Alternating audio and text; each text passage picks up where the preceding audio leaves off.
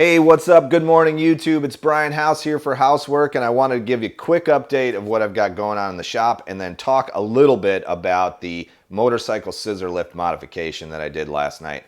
I try every day to do something in my shop that takes my workspace just up a notch. And I have been struggling with this scissor lift that I purchased on Amazon. The Sportster frame has like a 1-inch piece of bracket metal that comes off the base of the frame that holds on the kickstand.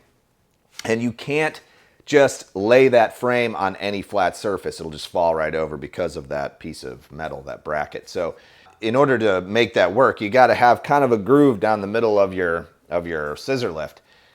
I tried 2x4s, that didn't work really well. The bolts I used in order to attach it to the scissor lift went through, and then that messed with the actual scissor component of it. So finally, yesterday, I got fed up with it enough because I'm actually moving into the mock-up stage on the Sportster that I decided to weld on 2 pieces of square tube steel. You'll see that in a time lapse. I'm going to show you that in just a minute.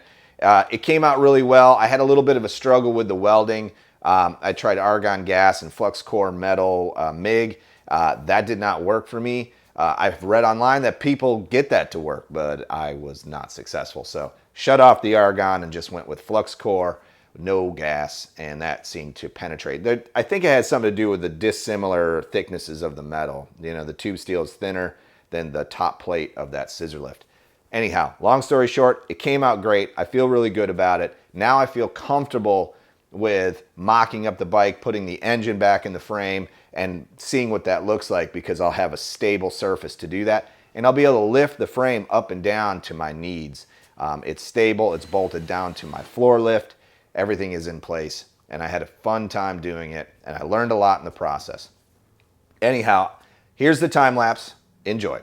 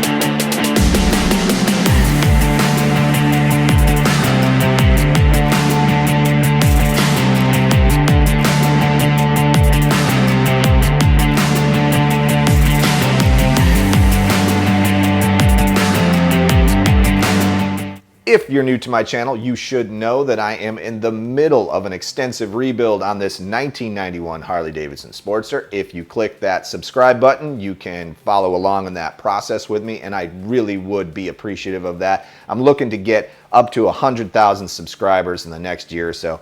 I'm right around 8,500 at the time of filming this, so it is one of my goals to make this a legit side hustle and create awesome content for you guys. And by clicking that subscribe button, it actually helps me out a lot. And also, one other thing, if you could please, you see anything in my videos that you need or want for your home garage or workshop, There are links down in the description that take you to Amazon. It doesn't cost you anything. The same pricing and everything. The little bit of commission money that comes from that sale goes into my bucket so I can continue to buy parts and tools for my shop, and it helps support my channel. Thank you so much. As always, I do appreciate you watching. My name is Brian House, and this is Housework. Thanks for watching. Check us out on Instagram at house__work. That's 2 underscores between those words. And if you enjoyed this video, please hit that subscribe button and leave us a like.